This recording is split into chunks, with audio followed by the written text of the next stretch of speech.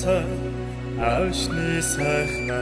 аргадан дуудахтан ойрхон явъя.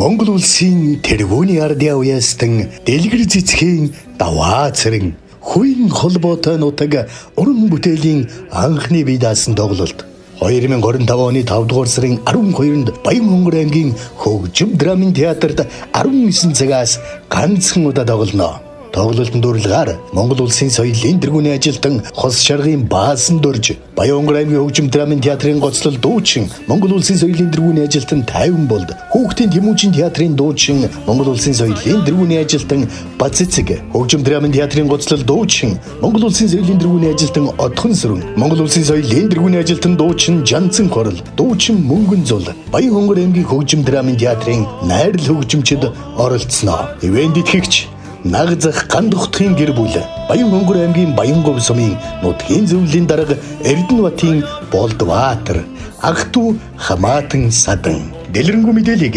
8827 2067 дугаараас лавлаарай. Хүм заяа минь хөвсөн